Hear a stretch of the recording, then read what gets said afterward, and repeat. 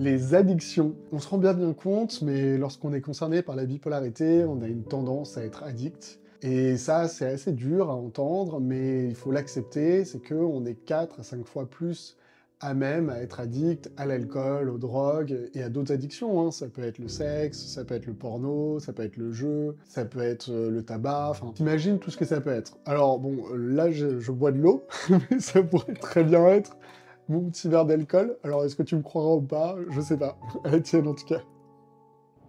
Donc, les addictions. Je reviens, c'est un sujet important parce que, en fait, pourquoi est-ce qu'on peut addict? Moi, je vais te raconter un peu mon histoire. Moi, à l'époque, j'avais tendance à fumer beaucoup de cannabis. Et pourquoi je fumais du cannabis? C'était pour plusieurs raisons. C'était parce que je me sentais pas bien dans ma peau. Et c'était aussi parce que ça me permettait un petit peu de me calmer pendant mes phases hypomaniaques. Mais sauf que c'était quelque chose de très court terme. C'est-à-dire que sur le moment, oui, ça pouvait me faire du bien. Quoique, une fois sur trois, j'avais beaucoup d'anxiété, donc ça marchait même pas, mais ça pouvait me faire du bien. Par contre, sur le long terme, en fait, ça prolongeait mes phases, que ce soit mes phases dépressives ou mes phases hypomaniaques. Et donc, en fait, ça a été vraiment quelque chose qui a fait que mes phases ont été beaucoup plus longues et beaucoup plus dures. Donc moi, je te parle du cannabis, mais peut-être que toi, tu as une autre addiction. Donc, pour comprendre si tu as une addiction, c'est concrètement, n'hésite pas à demander, bien sûr, à un médecin. Tu peux aller voir même des addictologues. Il y a des structures qui sont spécialisées pour aider par rapport aux addictions, mais c'est déjà d'essayer de comprendre et d'accepter. D'accepter que tu as une addiction, parce que tant que ça vient pas de toi, ça va être compliqué. Et puis on va pas se mentir, pour mieux vivre ta bipolarité, eh bah oui, il faut déjà régler tes addictions, parce que une addiction va toujours te faire revenir en arrière et toujours te bousiller un petit peu ta stabilité.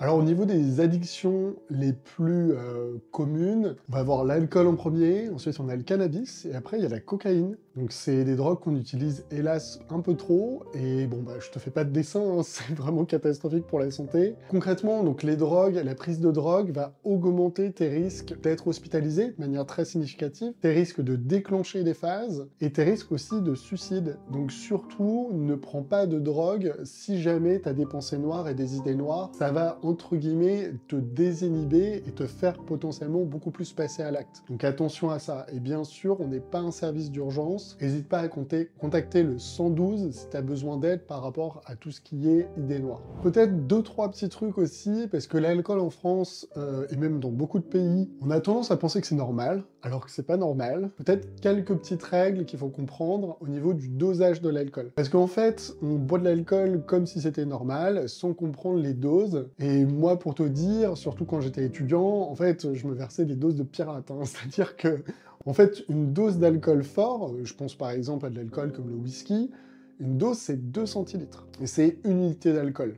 4 centilitres, on est à 2 unités d'alcool. Une unité d'alcool, ça va représenter pour de la bière, c'est 25 centilitres d'une bière à 4 degrés à peu près. Ça va être un verre de vin, qui va être de 8 centilitres à peu près, je crois, et grosso modo, un verre de vin, c'est du 12 degrés. Mais tout ça pour dire que la plupart des verres de vin, en fait, on se fait pas des verres de 8 centilitres, on fait parfois 16, voire même, ça dépend des gens, mais donc garde bien à l'esprit que c'est pas un verre, c'est comment est-ce que mon verre est dosé. Alors dans un bar, tu vas avoir une dose à peu près officielle, et encore, mais chez toi, fais très attention. Et souvent, on se rend pas compte qu'on est dans une addiction, et surtout, on veut pas l'accepter. Et sache que très souvent, tes proches s'en rendent compte, mais n'osent pas trop t'en parler. Donc c'est vrai que si tu commences à cacher un de tes comportements, il y a de grandes chances que tu sois dans une addiction. Par rapport aux addictions, moi ce que je te recommande vivement, bien sûr, c'est d'essayer d'en parler à ton médecin, et surtout de demander de l'aide. C'est quelque chose qu'on répète quand même pas mal chez Upstage, mais demander de l'aide, c'est la première voie vers la guérison. L'avantage des addictions, c'est que tu peux guérir, contrairement à la bipolarité, donc profites-en, c'est quand même une très bonne nouvelle. Au niveau du cannabis, ça a un impact significatif sur l'aspect cognitif, ça va avoir un aspect aussi très problématique sur le sommeil.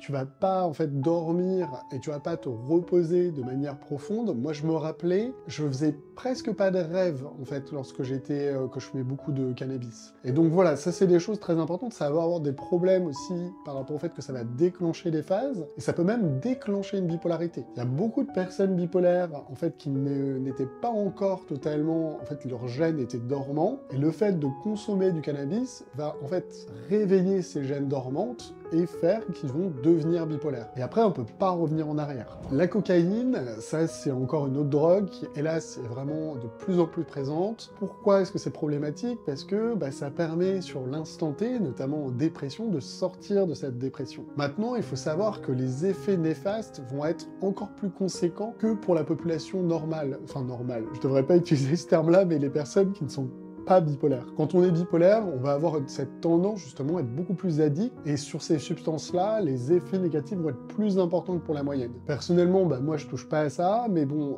si jamais tu te poses des questions, c'est peut-être qu'il faut faire quelque chose, et surtout, là je parle de la cocaïne, mais tout ce qui est drogue de synthèse, c'est vraiment interdit. Après, je vais pas te fliquer, mais il faut savoir que c'est vraiment de prendre des risques démesurés, surtout si t'es bipolaire. Ça va vraiment avoir un impact très fort. Entre guillemets, voilà, c'est le choix de chacun, mais moi je ne peux que essayer de t'aider, et c'est ce qu'on essaie de faire au fond de notre cœur, de te donner des solutions et surtout te donner envie de demander de l'aide. Parce qu'on sort pas d'une addiction comme ça, il faut demander de l'aide à un professionnel de santé, et notamment à des addictologues. Tu pourras écouter le podcast qu'on a fait avec, je sais plus comment elle s'appelle, la docteure, mais qui est addictologue, et tu auras beaucoup plus d'informations pour trouver des solutions. Et ensuite, on va avoir les addictions sans substance. Alors, celles-là, on en parle un petit peu moins, mais elles sont tout aussi problématiques et conséquentes. On peut avoir l'aspect addiction sexuelle, on peut avoir les addictions au porno, on peut avoir les addictions aux jeux d'argent, aux jeux vidéo, aux séries, enfin, on peut imaginer énormément de choses. En fait, on parle d'addiction à partir du moment où ça devient problématique et ça a un impact très négatif sur notre vie, avec une difficulté, en fait, à ne